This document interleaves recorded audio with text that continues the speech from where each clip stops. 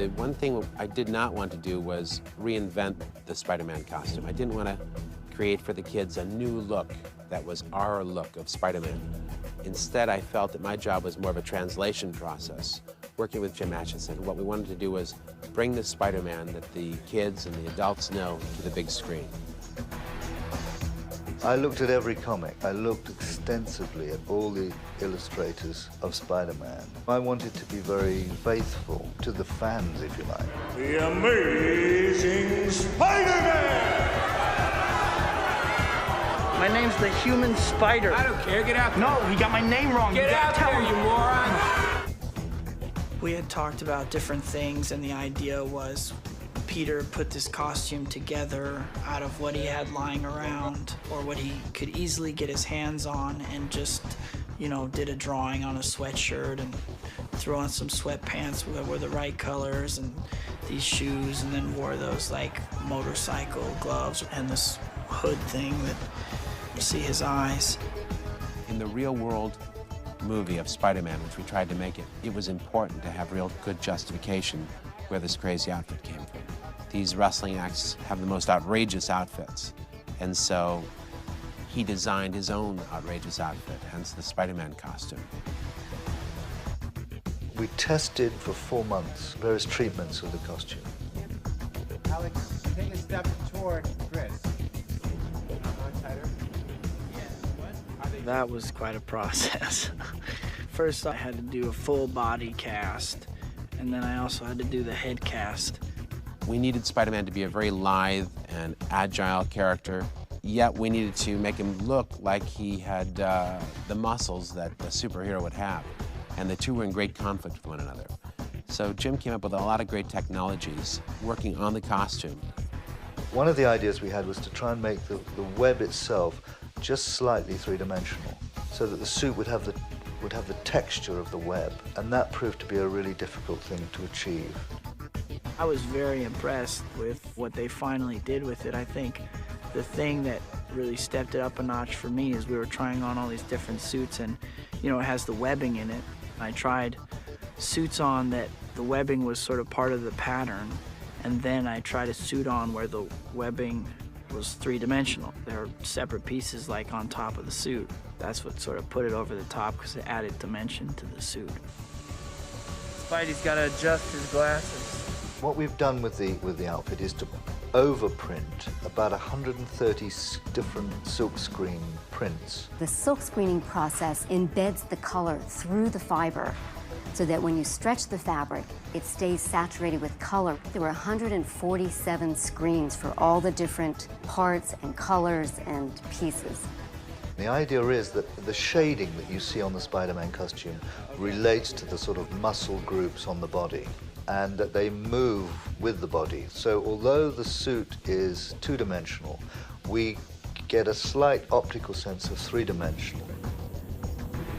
The company Oakley Sunglasses made, that's where we got our lenses, and the frames and everything else were all taken from hand-sculpted bits that our sculptor, Ray Scott, had created over a year's time. These eyepieces are originally sculpted by hand, and then they poured a mold, and the frames are made from hard composite plastic.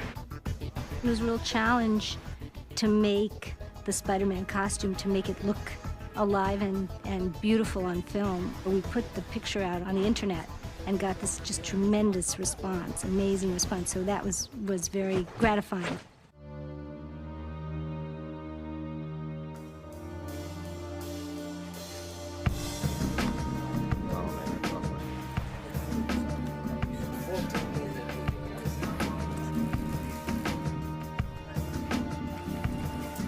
In my eyes, there's a lot more room to go wrong with the Green Goblin's costume.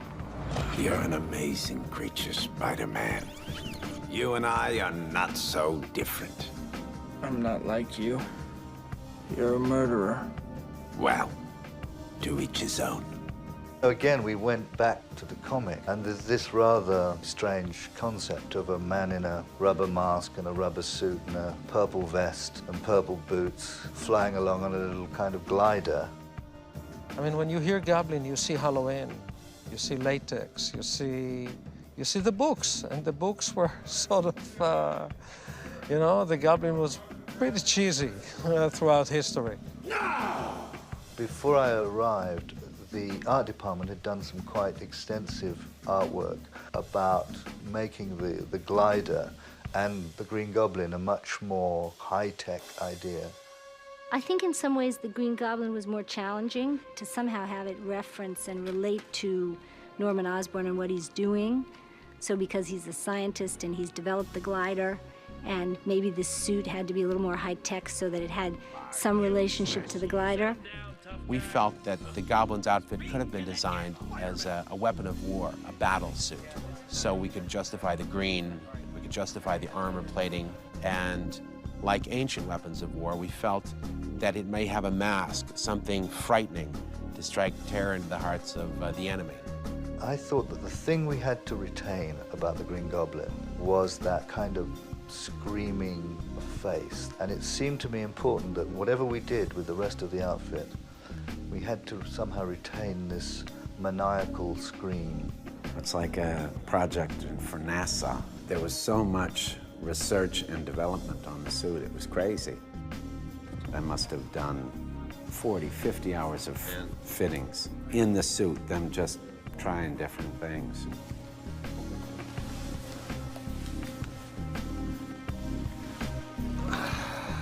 So they had to play around with certain ideas of materials and how the suit would work. Jim tested many different fabrics. We tried leather, we tried all sorts of different fabrics, and they would look great here, and they look on camera, they just look dead. And this was the only one that seemed to have sort of reptilian look that he wanted. We have an actor who's probably the most athletic and physically agile person that I've ever worked with in Willem Dafoe. And therefore we adapted and changed the costume to make sure that he is able to be as mobile as possible. The suit was a pain in the ass. It was really uncomfortable to wear. It was so tight and so heavy that after a whole day in that thing, you felt like you had just gone 12 rounds. In the end, I think the suit works quite well, but it's a long, long process. It's not like he just draws this thing up and then says, go make it. In the end, the journey we went was that we went out doing our own thing and being, you know, innovative, but we kept coming back to the actual drawings of Spider-Man. Is that in order to maintain the integrity of Spider-Man, we had to be faithful to it.